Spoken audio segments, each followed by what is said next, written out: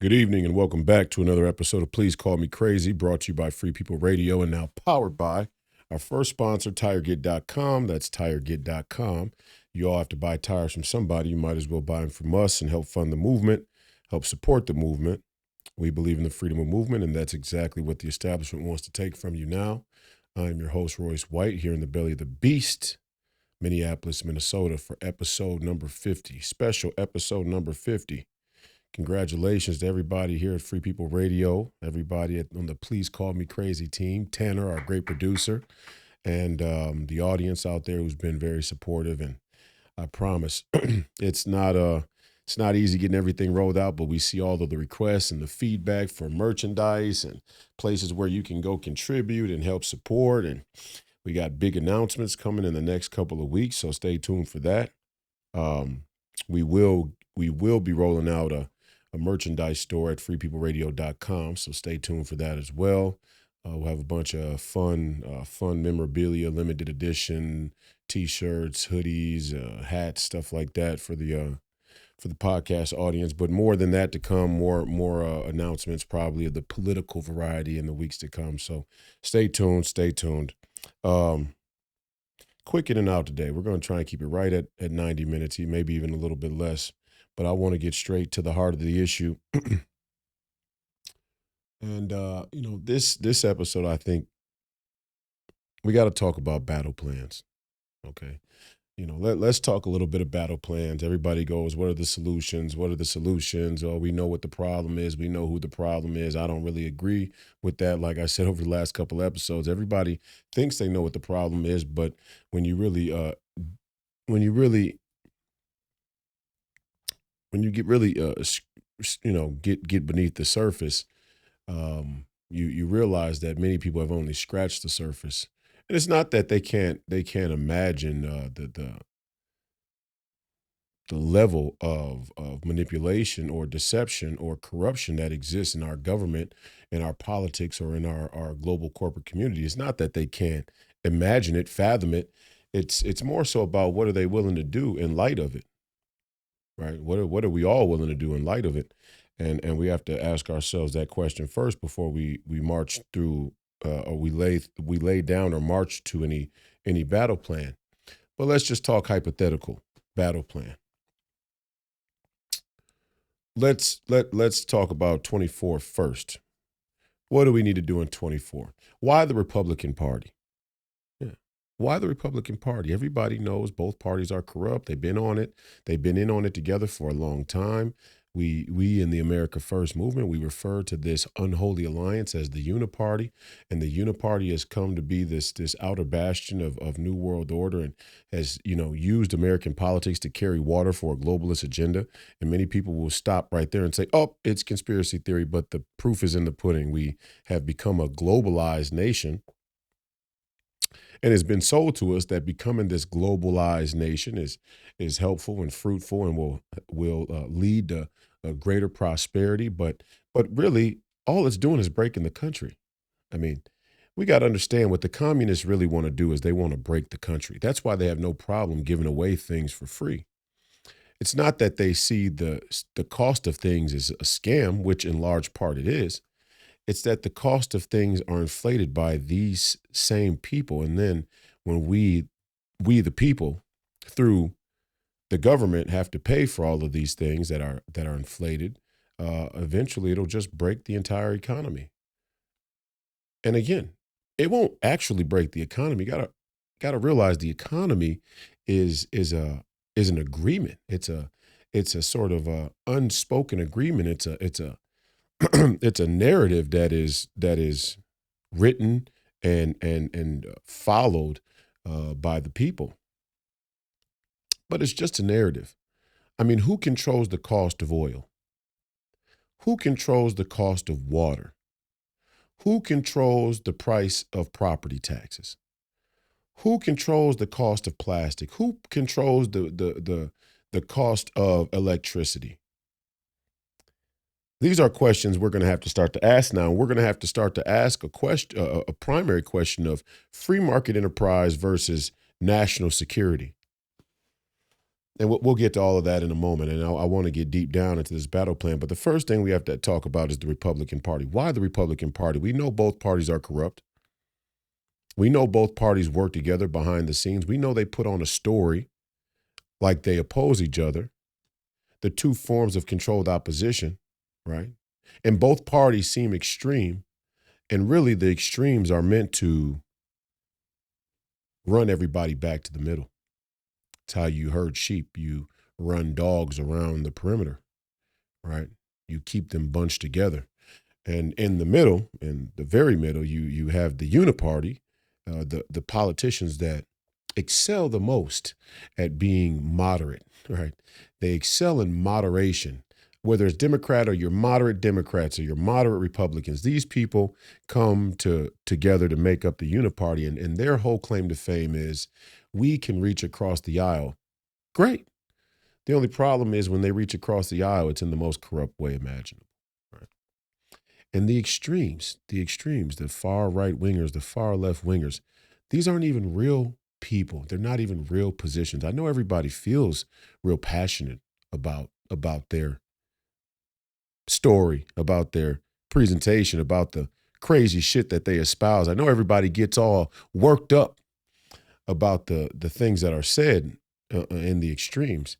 But understand, all they're meant to do is run people back to the middle. They're meant to serve as the outer parameter, the outer boundary of which you best not venture beyond. The far left and the far right, these people are the outer buoy out there, right? Out there in the shallow reef, right? And beyond it are the answers. Right beyond the buoy where it says, do not swim past this. In politics, in American politics, that place is where the answer is. And it's not real far past the buoy. It's like just beyond the buoy. And the greatest psyop, the greatest brainwash is to make you think if you get a single follicule, if you get a single strand of hair beyond that buoy, catastrophe, sudden death, right? And I must say that's kind of funny for me to even use that analogy because if there's one thing I'm definitely afraid of, it's open water, right? I don't go to the ocean. I don't swim out in the open water. I'm from lake country. I don't even swim out in the open water in the lakes. I would have been a terrible Navy SEAL. They wouldn't even let me be a Navy SEAL. There's a height limit to being a Navy SEAL. You gotta blend in with the bunch, I would assume. I mean, sure, there's guys 6 foot, 6'1", 6'2", maybe 5'11", 5'10", whatever. But they're not letting no guys in the Navy SEALs who are 6'8.5". It's just, you'd stick out like a sore thumb. It'd be hard to do covert missions, I would assume. Probably not as hard as I think. Probably not as hard as they think, but I'll give the military guys the benefit of the doubt on that one. I don't like the open water. So I'm not one to just venture out into the buoy. But in this particular instance, in this particular example, what is beyond the buoy, we already are familiar with. What is beyond the buoy, we already have some understanding of. We've been brought back into shallow water, back towards the beach, back towards the land, back in towards the status quo of our own volition, greatly of our own volition. And I throw that mostly on the boomers because the boomers know. I mean, the boomers understand what happened to this country. The boomers understand what happened when the security state and the intelligence community clipped out JFK and Martin Luther King and Malcolm and Bobby and the list goes on. Any number of other people that they clipped out. The boomers all know, but the boomers cut a deal, and the deal was as long as the American economy was rolling uphill and everybody was getting their palms greased, everybody was getting their beak wet, everybody was getting rich on paper, 401k, then everything was good.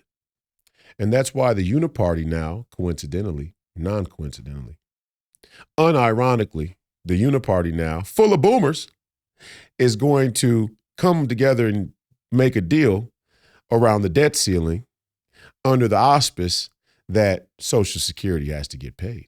See how that works? Right? Yeah, they're going to, I mean, yeah, sure. Government aid, WIC, right? Um, what else? I mean, any number of federal government programs that need funding, sure. All of those things are going to be a calling card of pushing the debt ceiling. But the sticking point, the way to help America swallow this pill is to tell them that our elderly have got to get their Social Security. It's only fair. And I tend to agree with that. Yeah, I have a grandmother, I have a grandfather. They're around, they're in their mid 70s. They're retired. They should get their retirement. They should get their 401k. But we have to have the discussion now. We have to have the discussion of what money really means. What money really means to us. Like, what does it really function as in our society today? And we'll get there. But let's, again, the Republicans. Why the Republican Party? Why the Republican Party? Well, I'll tell you why. Number one, the Republican Party has 200,000 open committeeman seats. 200,000 sit vacant. With 200,000 new precinct officers, new precinct committeemen, the people that control the party, with 200,000 new Republican officers, the party could change in an instant. And this goes for your libertarians. This goes for white people, Latino people, black people. This goes for Jewish people. This goes for Christian people. This goes for Muslims. This goes for whoever. If you have a problem with the status quo in this country, you have to understand that the Democrat Party has always served under the neocon rhino faction.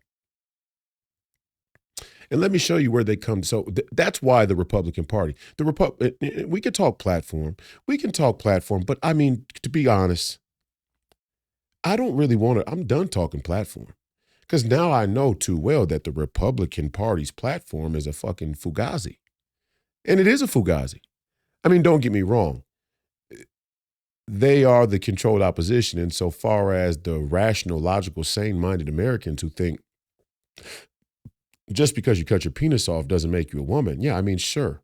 If you want to juxtapose the Republican Party to that platform, it's not setting the bar very high. I mean, that's not a very ambitious platform. I mean, we're kind of we're kind of defining ourselves by lunacy in that instance. I mean, there's a much higher bar. And I think in the foundations of the Republican Party, there are great, great philosophical ideas and a good platform.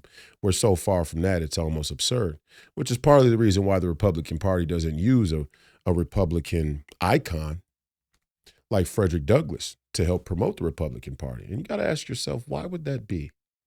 In a day and age in the country where we lose swing state elections and key swing states for controlling majorities of the United States Senate or Congress, in places like Atlanta, Georgia, in the South, where Frederick Douglass is largely revered as a historical figure, why don't we lean on Frederick Douglass in the promotion of the Republican Party, the Republican platform? Well, these people aren't Republicans. And I think that's what's hardest for people to swallow, is that most Republicans today aren't actually Republicans. They're not. They're silk stocking, Ivy League, low regulation, low tax cucks. I'm sorry to say it. And then everybody who actually wants to have a country at all. Anybody who wants to have a country, anybody who wants to have borders, anybody who doesn't think you could cut your penis off and just poof, become a woman, yet let alone woman of the year. Anybody who doesn't agree with that, or, let's just put erotic, R-rated, X-rated, explicit books in our elementary school kids' school library. Anybody who doesn't think that's okay, now they become Republicans, right? So you see how the narrative at the extreme helps push people either into the middle or across into the controlled opposition. We have to be brave enough to have new platforms now. And to close on this uniparty deal, the number one way you can tell that the uniparty is, in fact, the uniparty, that this is not a conspiracy theory, and that they are more in lockstep than anybody could possibly imagine, especially when we talk about the debt, the national debt, the economy, the budget. Look where they're in total agreement. Look where the Republicans and the Democrats are in total agreement. Two key budget items. And what are the two biggest budget items? The two biggest budget items in the United States of America, the federal budget, are medical, okay, the medical industrial complex, and the military industrial complex. Medicine and military, two biggest budget items in the country. The Republicans and Democrats can disagree on race. They can disagree on policing. They can disagree on sexual orientation. They can disagree on religion. They can disagree on the Second Amendment. They can disagree on welfare. They can disagree on all these cultural wedge issues. But where they are in total agreement is that healthcare in this country and military in this country need to be the majority of the federal government becoming a financialized federal government, and those two socialist forms of spending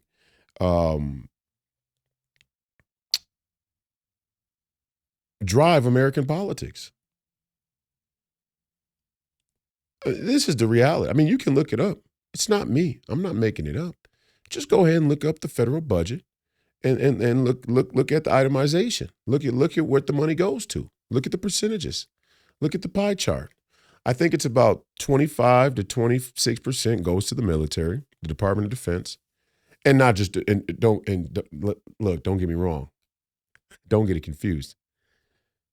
26% just goes to the Department of Defense for the military. But then you have the CIA, the State Department, and then you have Homeland Security, and then you have all these other satellite agencies that really make up the military industrial complex as well. And then you got money that goes to NGOs that is then siphoned off by contractors. And the whole thing is just a huge, huge money grab. Our federal government has become one big money grab. Show me the money. I think that's going to be the name of the episode. Show me the money. We have got to make a decision about what money really means, what money really is. And we got to make that decision right here, right now, as the American people. But first, we have to understand where the money's been spent. Like, let's take Medicare for example. Okay, who controls the cost of insulin? Who controls the cost of an MRI? Who controls the cost of any number of medications? Who controls the cost of an EKG? Who controls the cost of a hospital stay? Who controls? I mean, we want to believe that there's this market, that there's this free market that's setting the price at a fair price. And it's not setting the price at a fair price. We are not capable of setting prices at a fair price. And because and I'm not saying that we should become communists. What I'm saying is that the communists continue to draw upon the fact that we refuse to set prices at a fair price. They continue to be able to look at the price gouge that this government and our politicians and our corporate and financial elites have set upon the American people. They continue to look at the price gouge and point to it and say, you see, these people are just greedy. They're just greedy, and they want to pass their greed off on you by talking about cultural wedge issues like Christ. 501c3 POs, right? 501c3 501c3 Christians. 50 and don't get me wrong. I appreciate your religious enthusiasm. I really do. As a Christian myself, although many of you would say I'm not a Christian because I'm Catholic, I appreciate your religious enthusiasm. I really, really do. But understand where your religious enthusiasm and your religious affiliation and your religious participation has been co-opted by the very financial elites that you say you oppose when really you don't. Luciferian federal government, you pay your taxes, you can't talk about certain issues, certain political issues, or you lose that status by way of you and the congregation and then all these other people who are associated to that 501c3 tax exempt status have become a tool of the government, a controlled opposition. And I would say that's probably the highest form of controlled opposition, which is why I spend so much time reiterating the term 501c3 Christian, because we're supposed to be the bastion of free thought and righteous discernment. But we've been co-opted. I mean, it says right there in the filing requirements for 501c3 status, thou shalt not interfere in politics. Stay the fuck out of our business. That's what the federal government is telling all of the Christian institutions who take 501c3 tax exempt status. Stay the fuck out of our business. Our business is our business, and you get protection, and we'll even give you a little tax break if you stay. Why do you think they give you a tax break? Because of the charitable work you do? Because they believe in the ministry of Christ? Because they believe in general good? No, they're not giving people tax breaks. They're not giving churches tax breaks because they believe in the mission, because the government believes in the mission. They're giving you tax breaks to shut you up. It's a gag. It's a gag order. That's what it is. And along in that same vein, I think it's so funny when people say scripture, scripture, scripture. You know, there's this gripe against the Catholics. I want to say again, and you'll see it right in the comments. People who just 501c3POs, I call them.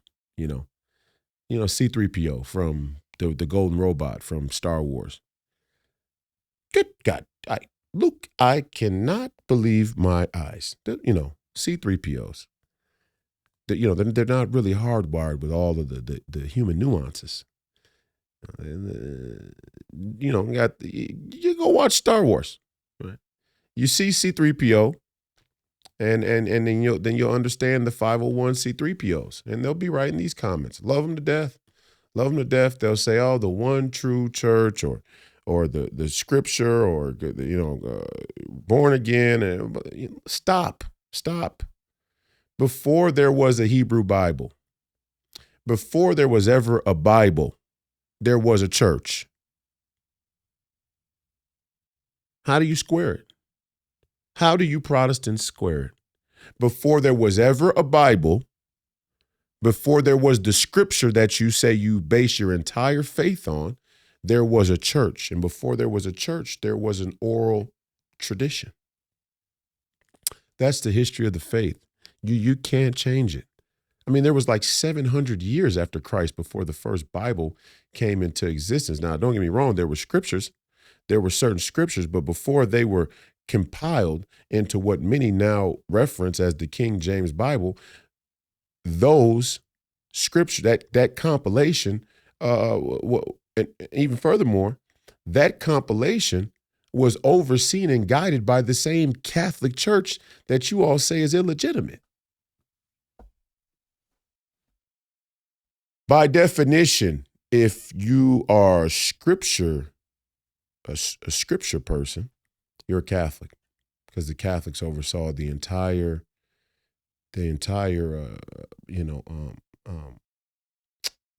oversaw the entire trajectory of scripture. It is what it is. And so for about 300 years, there's about 300 years in there that you can't account for in scripture after Christ was crucified. But there was a church, and that church is Peter's church. Sorry, guys. I don't know how else to say it to you. I don't mean to sound condescending, but it's really strange to me to watch. And it dawns on me.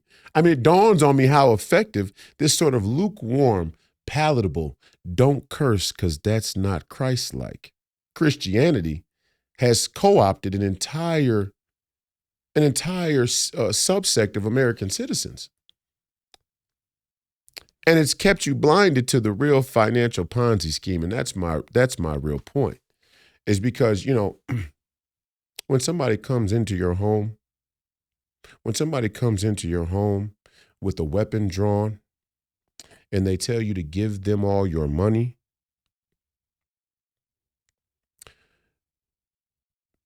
it's life or death. I mean, it really is a life or death situation. And I don't think that the 501c3 Christians, by and large, really accept the situation we're in. Because these financial and corporate elites, these political elites have come into your home, held you at gunpoint, and shook you down for your money. And they've been doing it for quite a long time. And for you boomers out there, they've been doing it for quite a long time. Show me the money. Show me the money. Sellouts. We have an epidemic of sellouts. That's what we're dealing with. Our political elites, sellouts, of course, they're bought and paid for. And we commonly accept that our political elites are bought and paid for. No problem for us to wrestle and the political elite, Pelosi, Biden, doesn't matter, McConnell, McCarthy, throw whoever you want in there. They're all bought and paid for. Special interests. AOC, but AOC is not bought and paid for. Yet, a think tank put together a casting call for people in New York City, and they selected AOC from a reality TV style casting call, a person who fit this model. But AOC will say she doesn't have any special interests. Oof. Okay. All right. Ilhan Omar, no special interests. No special interest for Ilhan, huh? No, all of them are up to their gills in special interests. Okay. That's the one reason they don't like Donald Trump. Now, Donald Trump may have his own interests, but I wouldn't really call them special interests because Donald Trump was already rich, number one. Number two, Donald Trump was already vastly, vastly connected. Number two, politics didn't make him a star. Politics didn't make him important. Politics didn't make him popular. If anything, politics have hurt his popularity. They've hurt his finances. They've hurt his brand, if anything, which is a good sign. It speaks well for him. It bodes well for him that this whole political ambition of his has been a net. And I'm careful to say this, but it's been polarizing to say the least. Okay?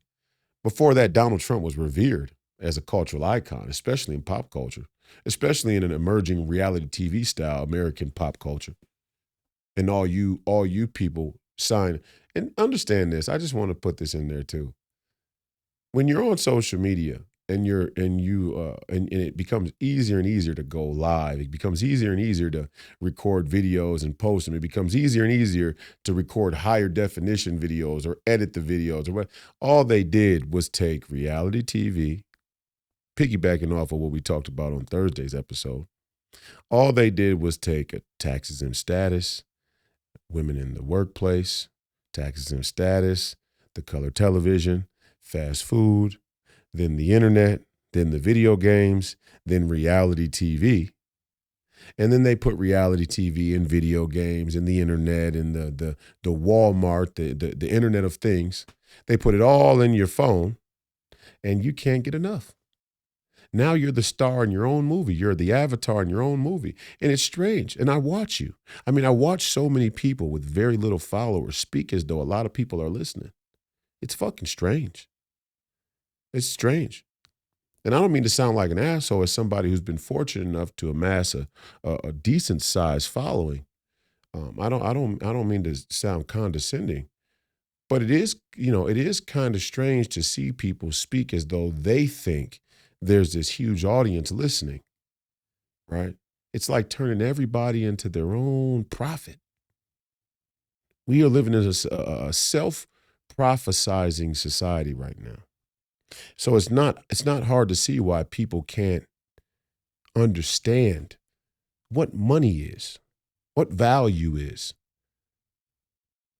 what selling out means. I saw a video of myself talking about LeBron James, and I go to the comments. This is on YouTube, and I want to say,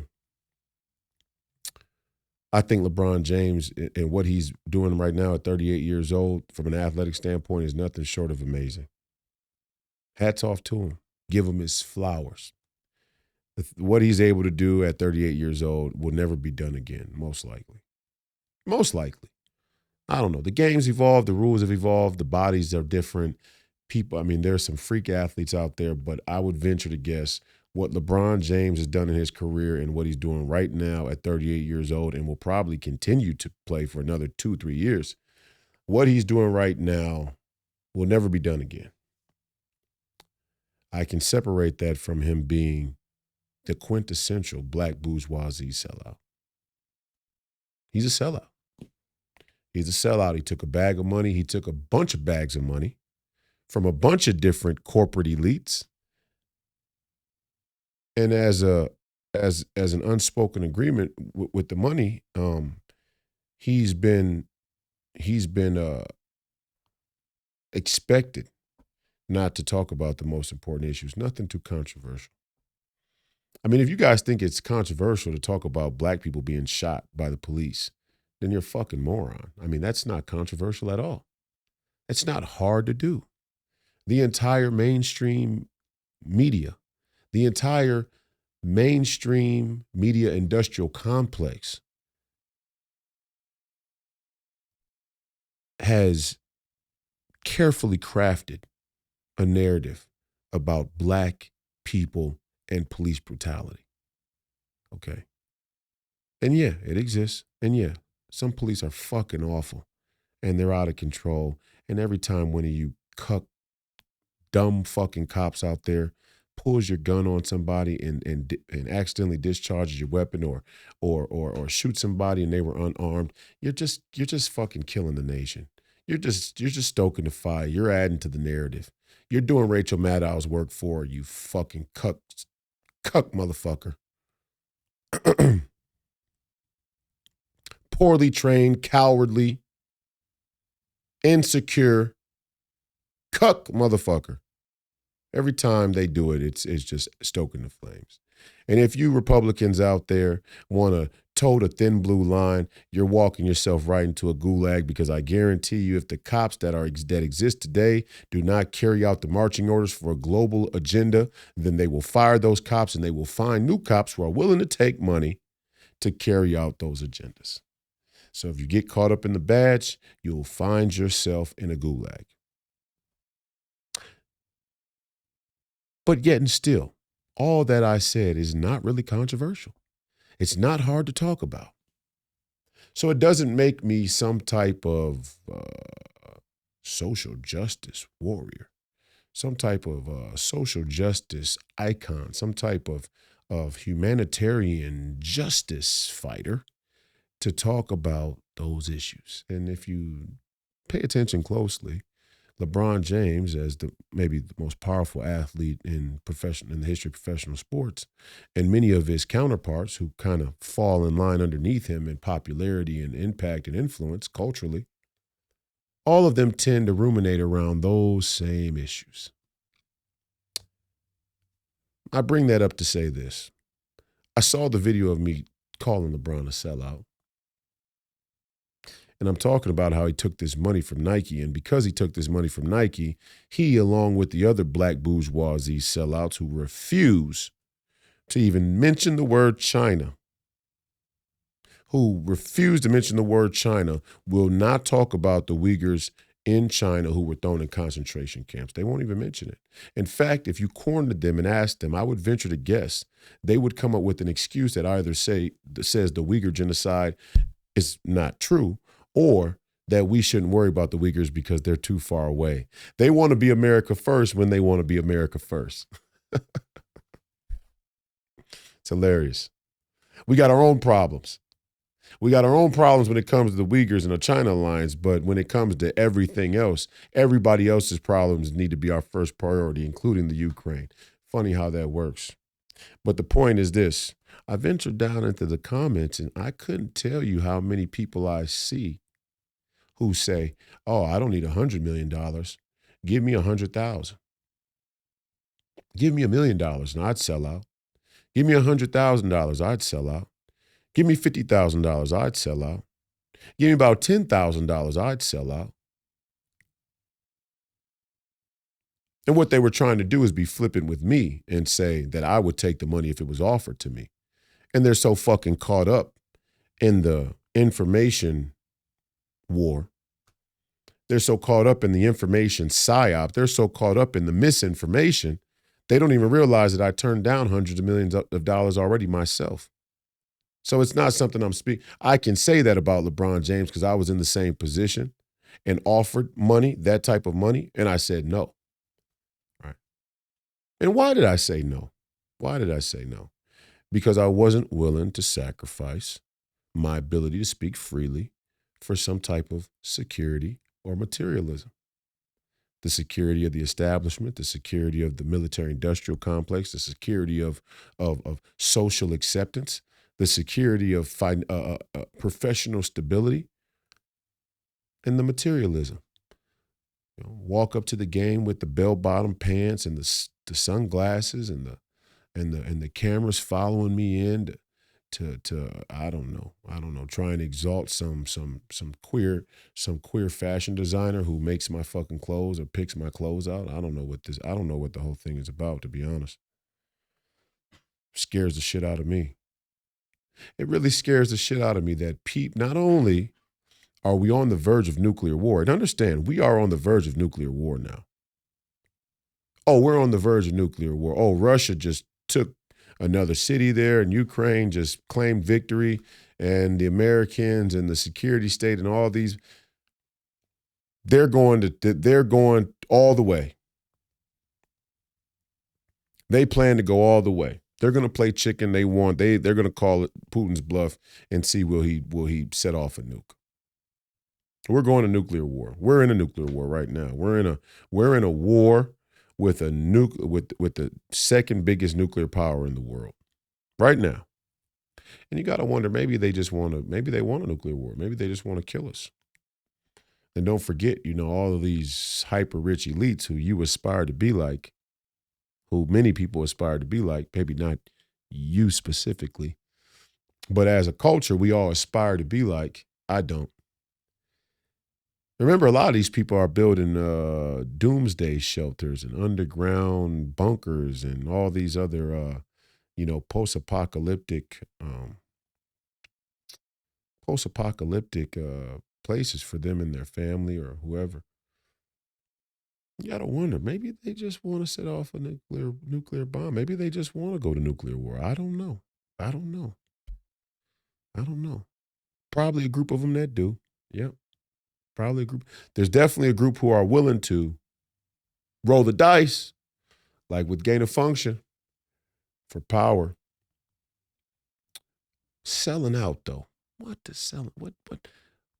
is it about our country right now? What is it about black people? What is it about all people where we're willing to surrender our freedom for free market enterprise?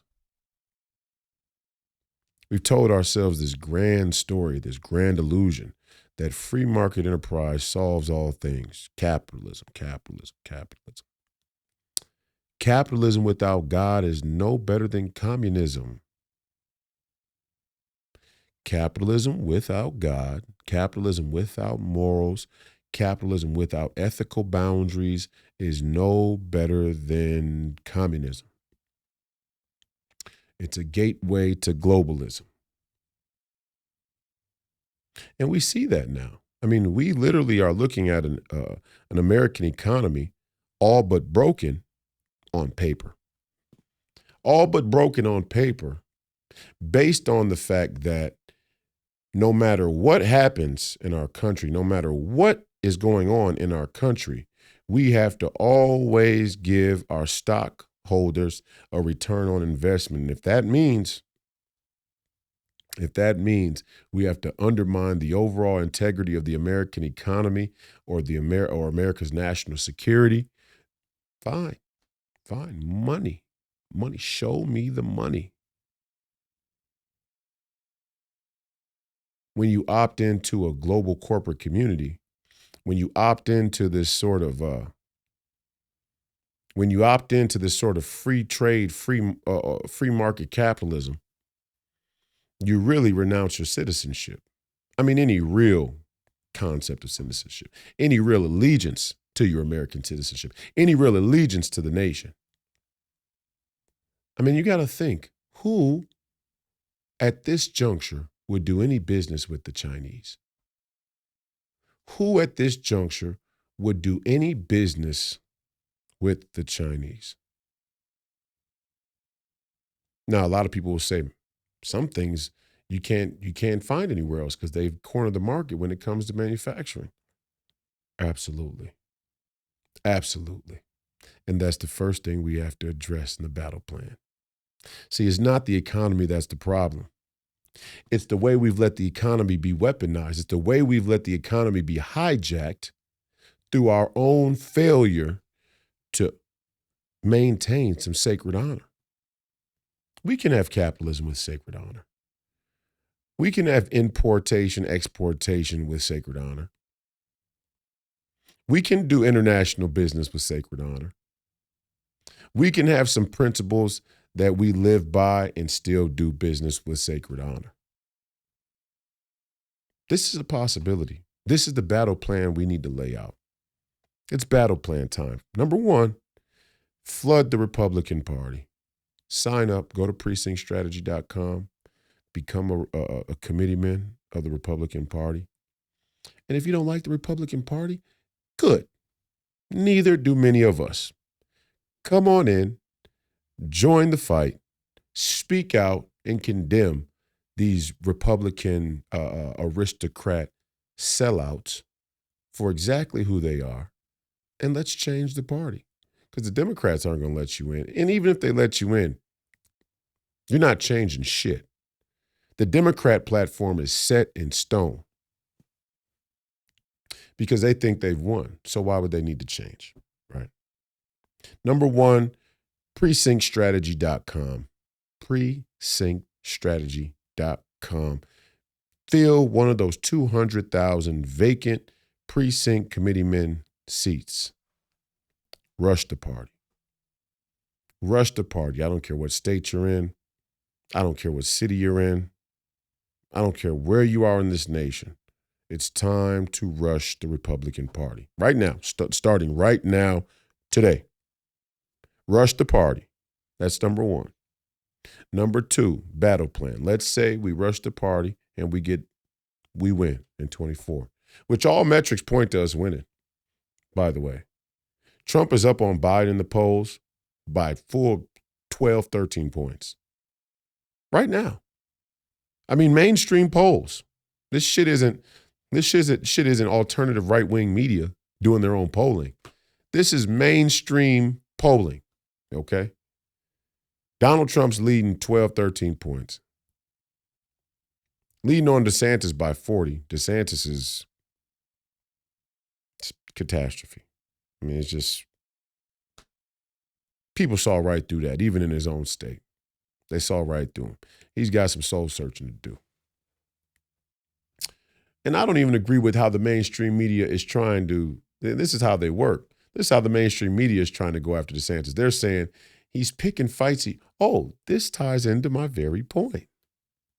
He's picking a fight with Disney as the governor. He's interfering with he's being too personal with a single corporation.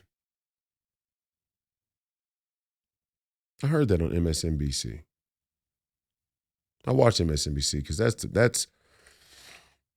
That's the machine. I mean, that's the signal. These people are they're sending out their battle. They're sending out their marching orders through the news, right? Ever wonder how so many conspiracies can work together? Well, if you're a fucking Satanist, all you got to do is tune into MSNBC, and you'll get your entire worldview. You'll get all your marching orders. Well, if you're in the America First movement, you should tune into War Room. And we want to thank the War Room for streaming this episode tonight and streaming all of the episodes of Please Call Me Crazy and the first 50 episodes. But they're going after DeSantis on a corporate basis. Don't get into any type of personal vendetta with corporations. That's not becoming of a governor. Free market enterprise. Let the free market be the free market. These are the same people that are going to cuck for Elon Musk. Oh, business is good. It's great. SpaceX is great. Neuralink, sure. Put a fucking chip in my brain. Perfect. I'll be able to scroll the internet faster because my cell phone and the internet is integrated into my fucking brain. Holy moly. We've got some soul searching to do. This is out of control. Join the Republican Party, precinct strategy. Let's say we win. We need to clean out the Department of Justice. The Department of Justice is about as corrupt as you can possibly imagine. And the reason we have to start with the Department of Justice is because you can't have a constitution. You can't have an American identity. You can't have American citizenship if the Department of Justice itself is compromised. Who adjudicates? Who adjudicates the votes? Who adjudicates the law? Who adjudicates who adjudicates new legalities for big tech? Who's going to adjudicate? Clean out the Department of Justice. Turn on the manufacturing by executive order. I told you what my platform is going to be in 24. I'm not going to say what office I'm running for yet, but I told you what my platform is going to be. Term limits, no taxes, reindustrialization and reparations. Simple. And then everybody gets in a tizzy. Oh, what do you mean reparations? What do you mean reparations? No reparations. Two sides of the same coin. Black people, they want cash. They want funny money, okay? They want cash that in about, 60 minutes is going to be worth shit. You want to get your cash as the cash is going out of style. Johnny come lately, late to the party. That style's out of style already, buddy. Done. Don't spend your money on that. Don't waste your time and energy. We don't want cash. We want to be we want to be a stakeholder in the new America. In the America, we recover from the ashes. And when I say ashes, not that we're going to burn down America, but the old guard, the old system, the old status quo has got to come down. We have to prevail in that flame, in that fire, in that crucible. From those ashes, a new America can be born, a new chapter, a new era. In that new era, you want to be a stakeholder. You don't want to be holding funny money. You don't want to be holding funny cash. Look, and okay, that's one side of it. Black people, stop asking for cash. Okay, we're $32 trillion in debt. You're not getting any fucking cash, so stop. Land, that would be a great idea. Yeah, for sure. And what's the quickest way to endear a man to his nation? What's the quickest way to patriate a man? Give him a piece of the action. Give him a piece of the land, the same way they did the European settlers when they got here. They said, you Protestants, we're going to give you some land. You own it. Well, America, go America. Fuck Europe. We're willing to fight. We're willing to fight Europe. Tanner's cracking up back here. But I mean, that's just the way it works. You had a bunch of people who came from Britain, a bunch of people came from France, a bunch of people came from all these European settlers. By the time they got here and they got a piece of land, they vote, fuck Europe. We're not giving these guns back. Sorry, we're not giving these guns back. And oh, by the way, we're not accepting this crazy ass tax.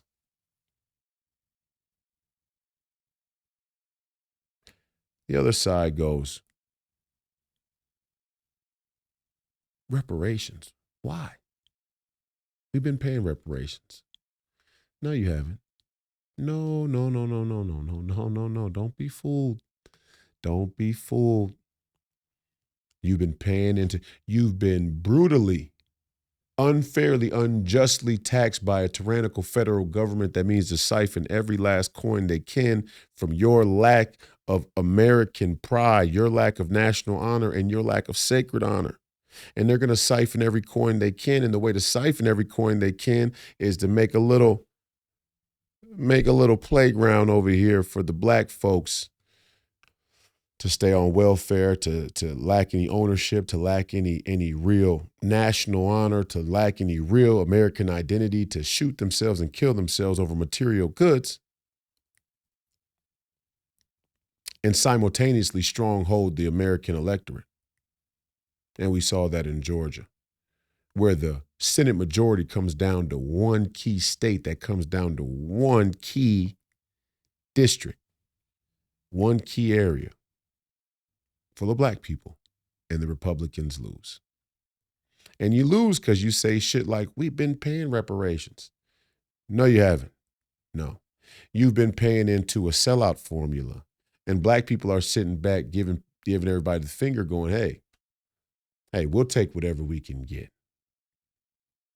And who were they taught to? I mean, who taught black people to really think this way? Because the Africans, right, the people we come from, the Africans aren't really radical materialists. Don't get me wrong, there are corrupt people in Africa. There are sellouts in Africa. There were sellouts who sold us into slavery. There are a lot of corrupt people in Africa. Don't get me wrong. But your average African, I mean, they live in the natural way in many places throughout Africa. Right? They're willing to forego any modern, posh lifestyle for that independence and freedom. They're certainly not willing to let anybody tell them if they cut their penis off, then that makes them a woman. That's ridiculous. And it's not by accident that the same culture that created this sort of posh prosperity is the same culture that has now, proliferated this strange gender theory. But another country, another place in the world who lives in the natural way, they live by the natural law, are forced to live by the natural law. They don't accept any of it. Right? Not a coincidence. Reparations. No, we're not going to do reparations.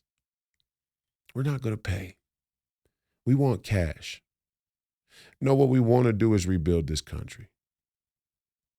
What we need to do is rebuild this country. And we need to rebuild this country together.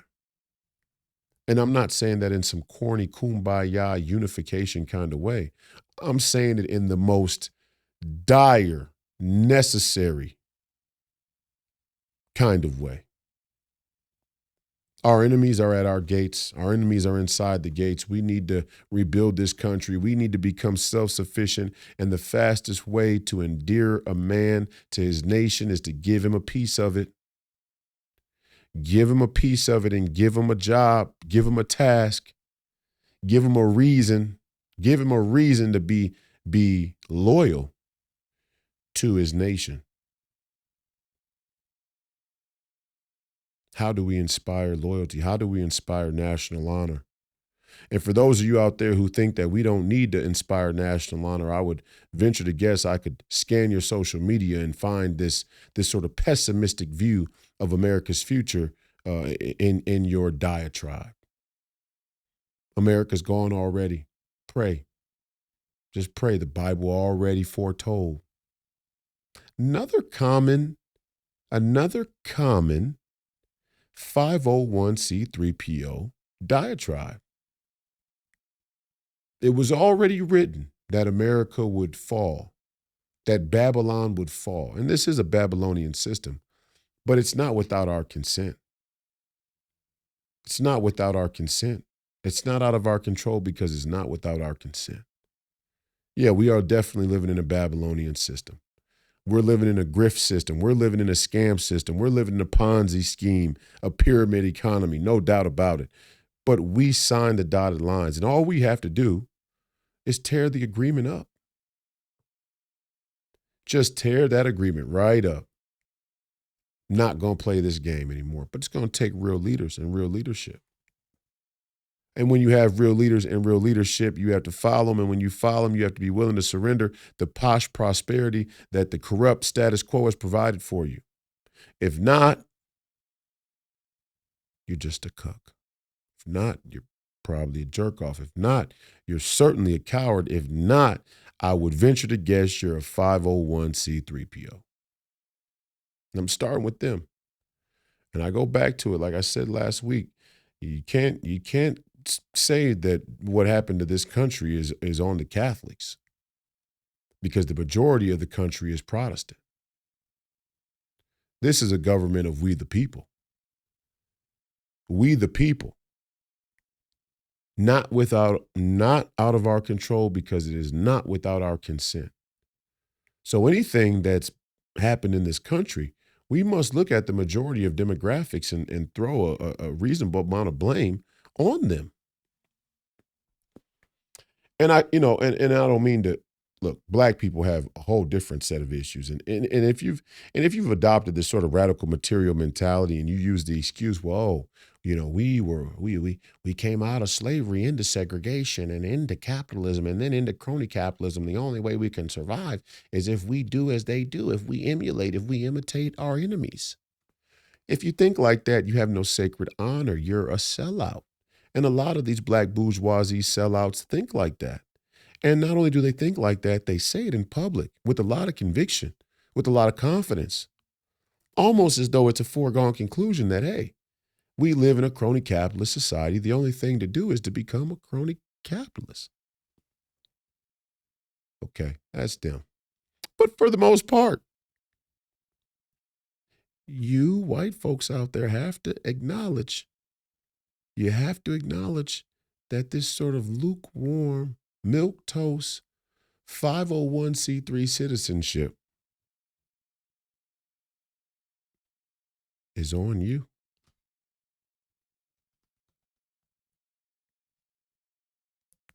I mean, you get to a point in a basketball game where, and I love they say the film doesn't lie. Well, history doesn't lie. And even better, and even more accurately than saying history doesn't lie, because sometimes people can fudge up the history. The results don't lie. We are a government of we the people. Whatever has come to be of our government, whatever has come to be of our economy, whatever has come to be of American politics is not out of our control because it was not without our consent.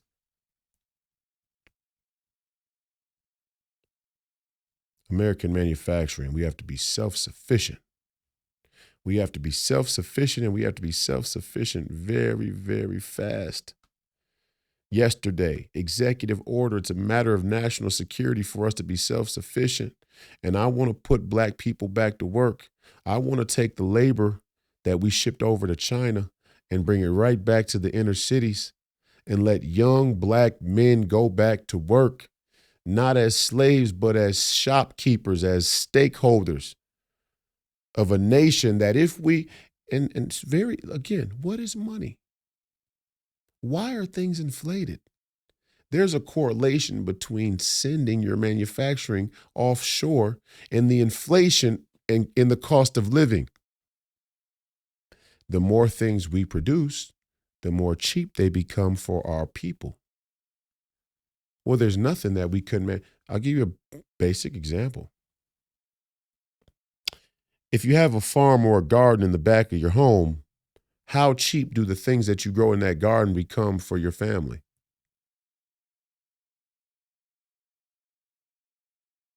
How cheap? Much cheaper, right? I mean, it's really not that, it's just not that tough of an equation. Things have become hyperinflated in this country because we no longer produce anything. It's not that we don't produce anything, but the things that we really, really need, we really, really want, we strategically sent to another country so that they could set the price, so we can have so that we can have the excuse to set an even higher price on the Americans who want to buy those products. And the scam goes on, and it's 7 days a week, 365 days a year.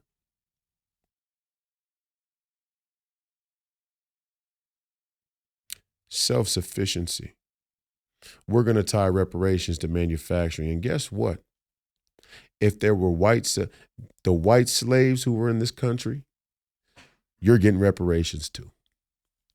Any Chinese slaves that were in this country, we'll think about it. We'll think about it. If you were a slave in this country, you should get reparations. Now, how those reparations take form, how those take shape, that's another matter entirely. My proposal was get these people some land. We got to reindustrialize the country anyway. Let's provide opportunities for people to have homes and little plots of land in communities where the manufacturing jobs are going to be provided to them. So we don't have to give them cash. They're going to be given a job, which is what the original civil rights movement was about. I'm a man. I'm a human being. Allow me to work. Allow me to labor. Like Christ said, like God ordained, allow me to work. That's not a form of slavery. It's not a form of slavery unless you don't get paid. That's what the whole debate is about with reparations. There was work that was not properly compensated. Well, now we get to rebuild the country, rebuild the manufacturing base, and let people come live close to where those manufacturing plants are, get a job with a new piece of land, and guess what? Nobody has to worry about the tax money paying for it because we're going to a no-tax economy. No taxes. And when I say no tax, do I mean there's going to be absolutely no taxes? No. But I mean property and income tax are gone. Out. Done. No more property tax, no more income tax. Another 501c3 scam, another subsidy scam. I'm just showing you the layers here so we can actually have a real battle plan, so we can understand what needs to happen, where we went wrong. If you pay property taxes in this country, you do not own your land. That was a problem from the start.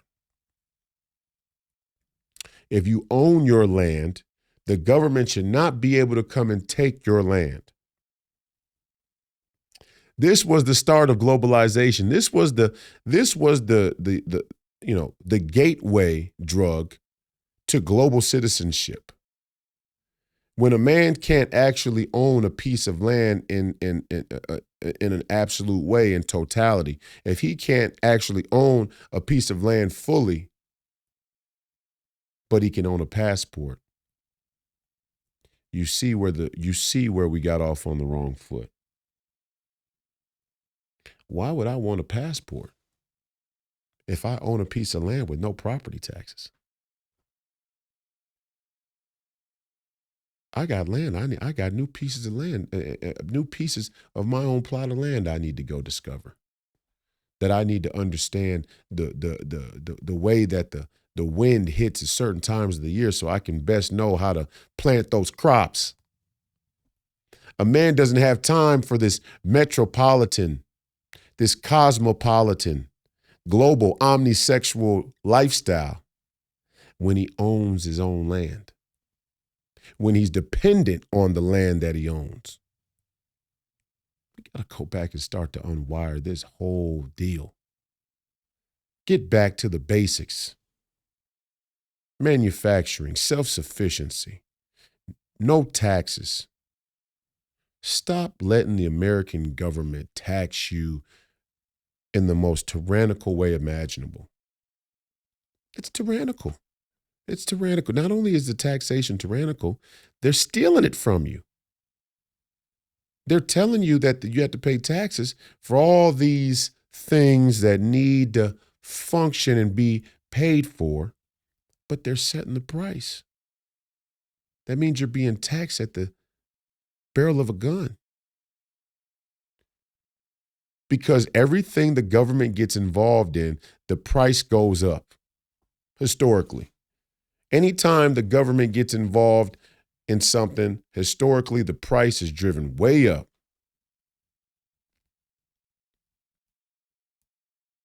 Arbitrary price setting, cartel. Our federal government has become a cartel.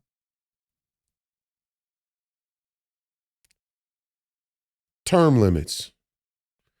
Put a cap on how long a DC elite can be a DC elite. Term limits. Sure, you may still be able to sit around the people who are elected.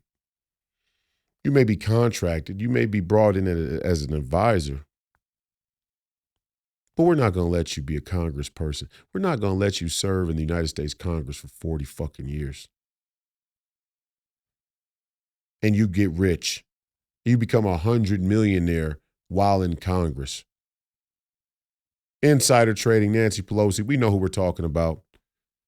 Nancy Pelosi's stock choices don't miss. I mean, you would think, they got a saying, don't break the law when you're breaking the law, right?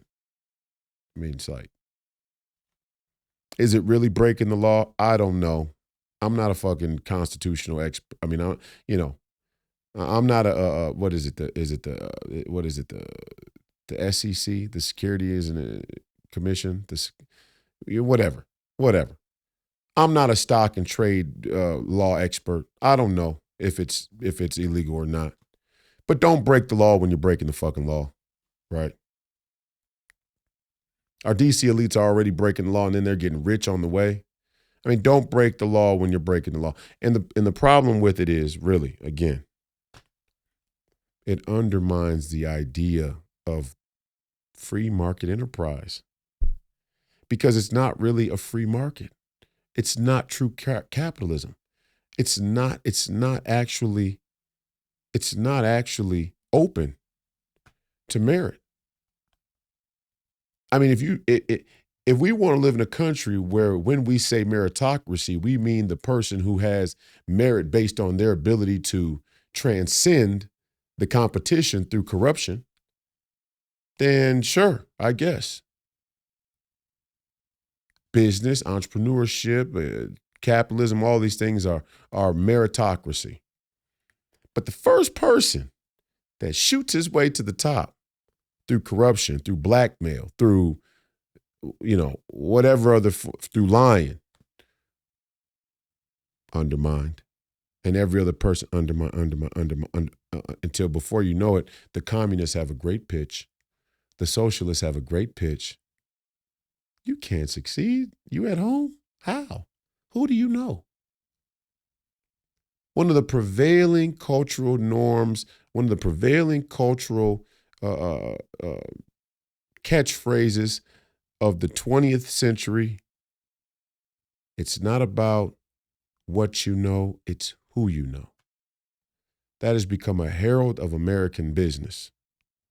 That has become a herald of American capitalism. It's not about what you know, it's who you know. And I'm a prime example of that. Because when it comes to this great game of basketball, there's not much I don't know as a player, but it was about who I knew. It's about who I was, what I wanted to say, and who I knew. That's what. That's why I'm not playing in the NBA right now today. Who I knew.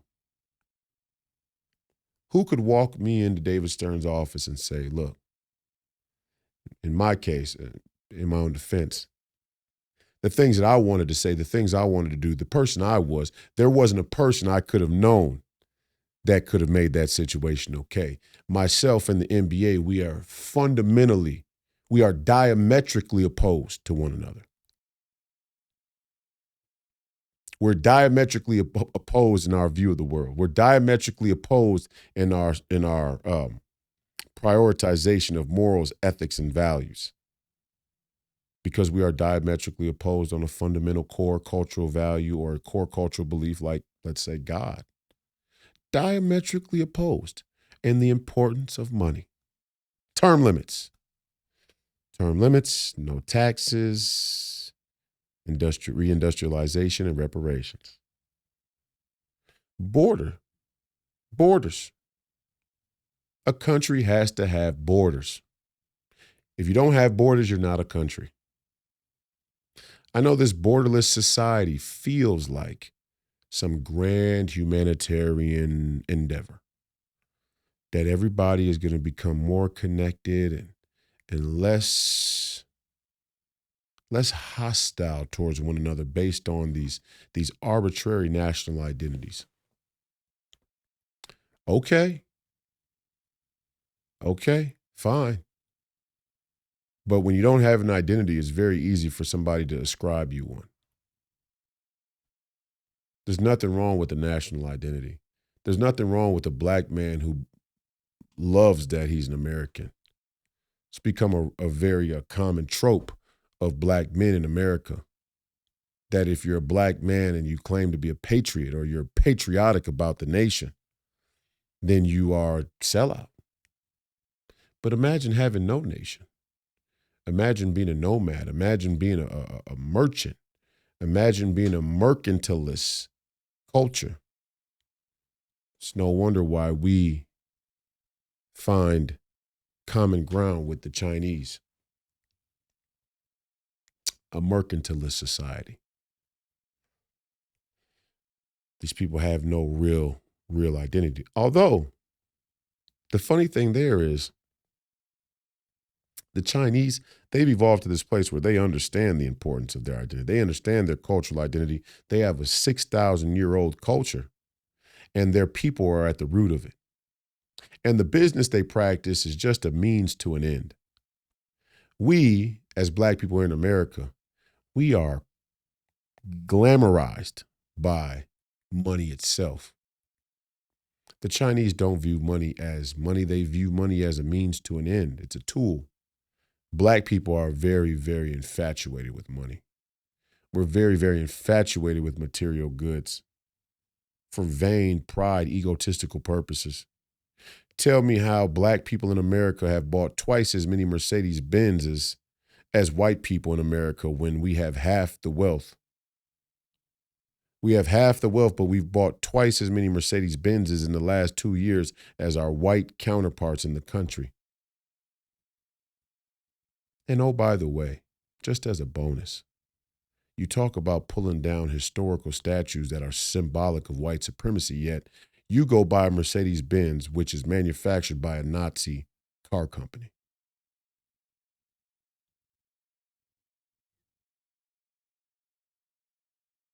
And you wonder why people are calling foul and saying bullshit when you talk about reparations.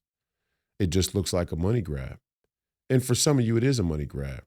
For what I'm suggesting on both sides of the aisle, for what I'm suggesting for black and white people and Latinos and everybody else who calls America home, who calls America their nation, what I'm suggesting is to cut through all the noise, get right to the signal, and let's get down to business. Let's do the work. Let's actually change the country. But I understand the bickering from all angles because most of us have just become accustomed to being full of shit. We're a full of shit culture. Bullshitters. I've never been a bullshitter. And I take a lot of heat. I take a lot of rejection. I take a lot of criticism. I take a lot of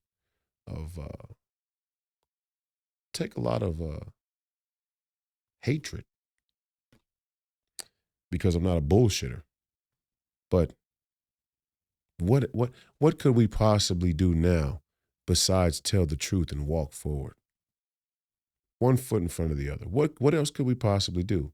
Do you understand? Do people understand? I don't think people get where we are right now. Again, money. They've hyperinflated the price of everything. Now they're going to tell you that we're running out of money. In order for them to print more money, in order for them to print more fake money, that is really hedged upon the strength of the American military. First off, the American military, and the payoff comes right away. Okay. First people that get their hands greased are the American military, because the American military is the anchor upon which the whole thing is held together. So they're going to get their cut right away. 30%, $1.6 trillion to the Department of Defense. And then comes the medical technocrats and so on and so forth. But they inflate the price. All of these people need these huge budgets. Why? Because they determine how much the thing costs. And all we have to do is get leadership that understands the dire situation we're in and redefine the cost. How do you redefine the cost? What can we redefine the cost of? Medicine. Medicine. We all want to live in a country where if you show up to the ER and you're having a heart attack, you don't have to pay $10,000 on the spot to be seen, to be treated, to be cared for. I think that is a very, very reasonable national interest-based policy. Does that mean I believe in universal health care or socialized health care? The health care is already socialized. Medicare is a scam. Health care for everybody, but it costs? What are we talking about? Doesn't make any sense. It doesn't make any sense. All they're doing is gouging you. They're price gouging you. They're price gouging you through the taxes, through your political elites. They're price gouging you on paper. They're inflating the cost of insulin on paper, and then they're making the federal government pay the tab in the interest of global progress. And all they're going to do is break the economy. They're going to overload the system. Why do you think they're letting immigrants in? People think they're letting immigrants in because of the elections. That's a bonus. The surefire long-term way to bring down the country is to overwhelm the healthcare system, is to overwhelm the economy by overwhelming the healthcare system. And it's not that the healthcare system would actually be overwhelmed. It's that the people believe the system is overwhelmed because the people believe in the price that's set by the medical industrial complex. The price is fake. It's a fugazi. How do they determine the price of an MRI? Think about it. I just want you to think about, how do they determine that a single MRI costs $8,000? Have you ever seen the cost? Have you ever looked at your medical bills from the ER or from some hospital stay and seen the cost of like aspirin or Tylenol? Have you ever seen the price gouge on over-the-counter, basic over-the-counter medications or treatment, prescriptions? Basic over-the-counter stuff like Tylenol? Have you ever seen how much the hospital upcharges us on Tylenol?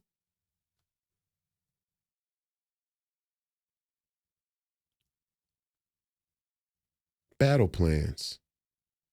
All we have to do is take the government back in 2024, break down the corruption, Break out the crooks.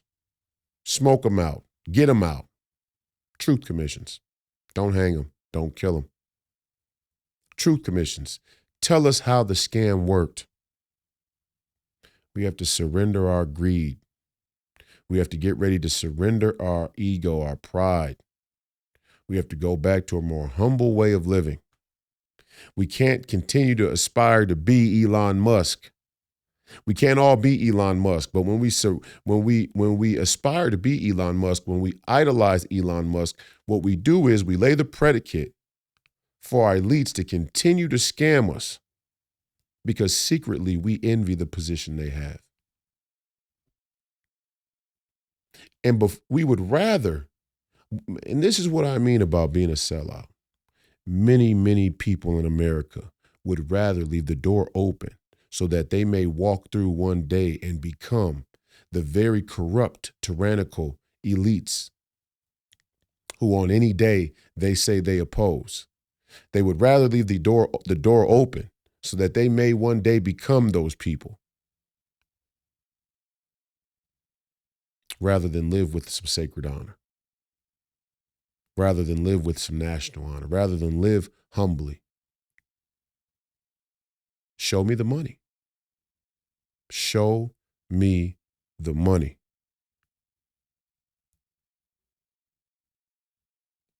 We can do that. Shut the door. You're not going to be Elon Musk. You're not going to be some cosmopolitan, world-traveling, Lamborghini-driving Andrew Tate. Why would you even want to do that? Why? Sure, okay.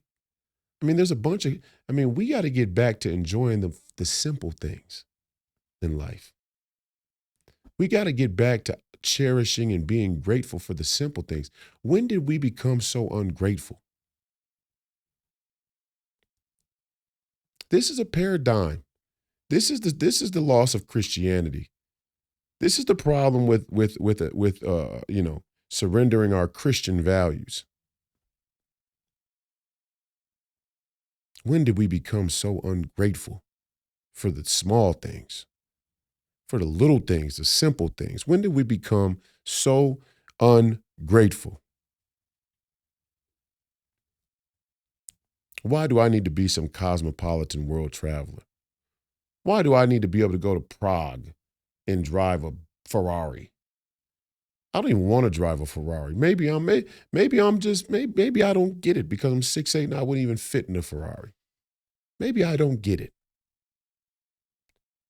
But I also don't get these fucking clowns who I see drag racing on the freeway. Right? There's a level of debauchery in that.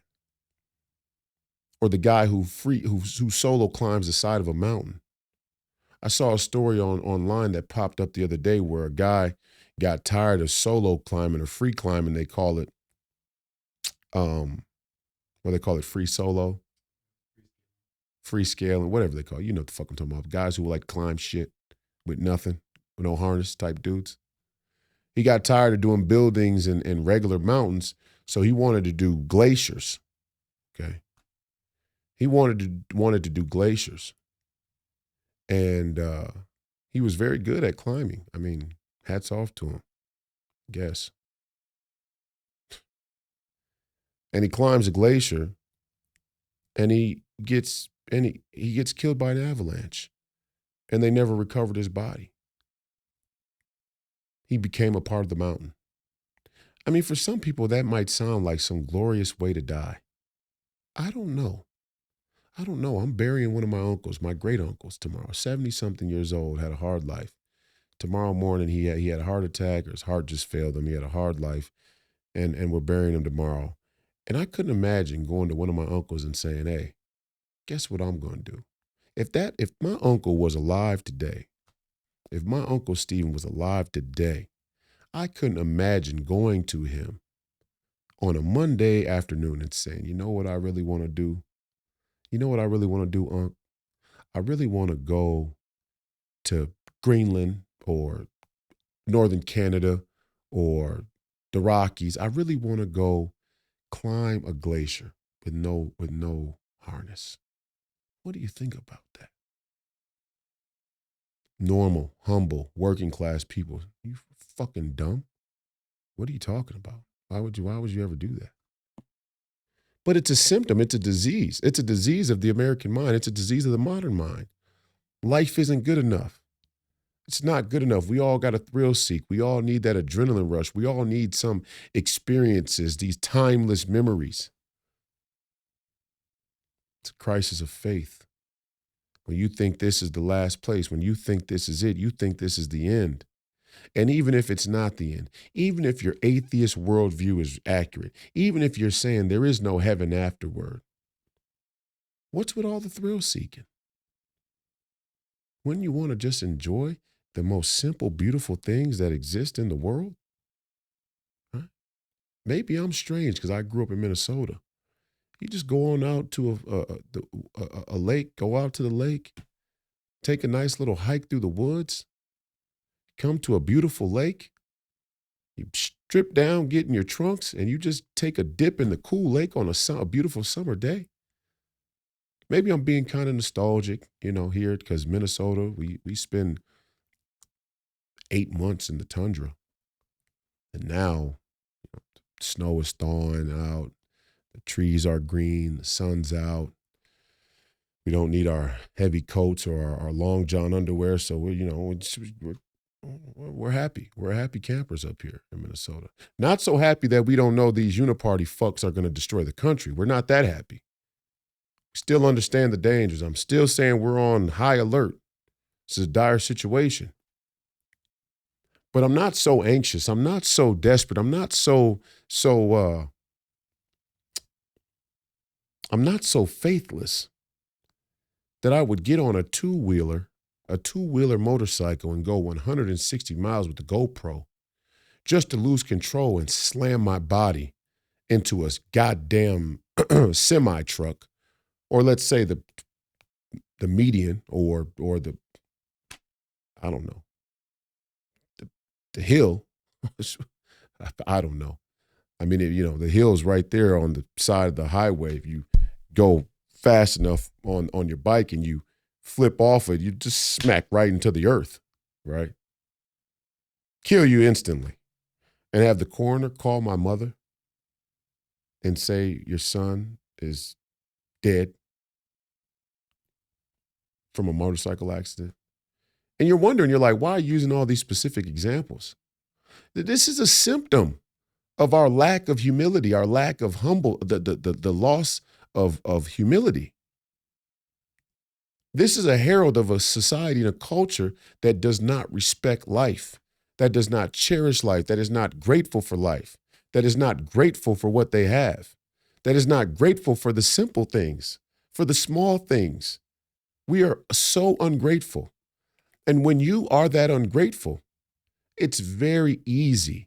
It's very easy and it's very common to start to idolize this hyper material lifestyle. People spend years and years and decades scraping and clawing and fighting and lying and cheating their way to some affluent, yuppie, posh, metropolitan, cosmopolitan, omnisexual global citizenship. When American citizenship is the most beautiful thing you could possibly ask for. Your American citizenship is good enough.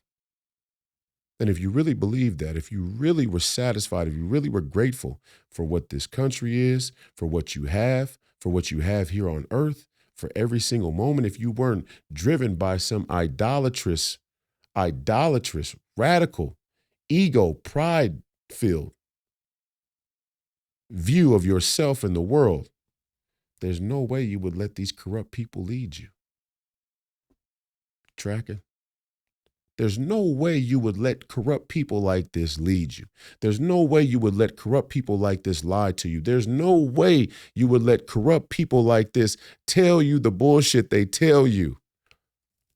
There's no way you would let corrupt people run your government let alone run your churches. And they do run your churches because every church that takes a tax-exempt status has been muzzled by the federal government. The federal government is being run by Luciferians. If you appreciated God, if you appreciated the things that you have, if you were grateful, if you had gratitude, there is no way you would participate in this lie. There's no way you would participate in this scam. There's no way right now, somewhere, someplace, you are not preparing the battle plan. You are not listening to the Steve Bannons and the Alex Joneses and the Minister Louis Farrakhan's and the Julian Assanges and the Edward Snowdens and the Bobby Kennedy Juniors and the Donald Trumps and whoever else. Pick somebody. There's a bunch of them out there. Hell, the Russell Brands. I like Russell Brand. Russell Brand's a smart dude. So many people out there. I'm forgetting a bunch of names. There's no way you're not hearing these people, listening to these people and saying, you know what? Something's got to be different.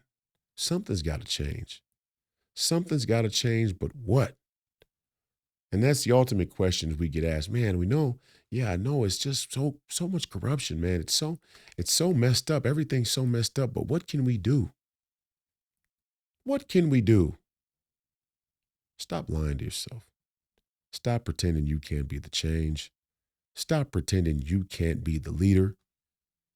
Stop buying into the epidemic of self-doubt that they've supposited into the American culture. American citizenship itself is a hallmark of leadership. American citizenship itself, to be an American, is a symbol of you being the change. You, your individual citizen. You don't need a celebrity. You don't need a rich man. You don't need a TV star. You don't need anything to be that change. You certainly don't need to wait on them. You should certainly support Donald Trump because he's the only one with half a sack, okay, in the whole field of play. He's the only one with balls big enough to even speak the truth on a Tuesday. Okay. Certainly look for political leaders. Certainly look for people who know more, who have a better intuition, who you like, who inspire you. Certainly look to people who you admire. I surely do. But to be an American, to be a nation of shopkeepers, to be a rugged individualist, to be an American citizen means you yourself can be the change. And the first thing to do in the battle plan, the first thing you have to do tonight when you go home, when you lay your head down, you go to bed, you look in the mirror, you have to know that you can be that change. If you start there, then the battle plan can come together. Then the battle plan can be executed. Then the battle plan can have success. But you got to believe that as an American citizen, you don't need anything else but your citizenship and your sacred honor to be the change that you want to see in this country and around the world. That's the beauty of being American. This has been another episode of Please Call Me Crazy, brought to you by Free People Radio and now powered by TireGit.com. Don't die a jerk off. The fight continues, and as always, Godspeed.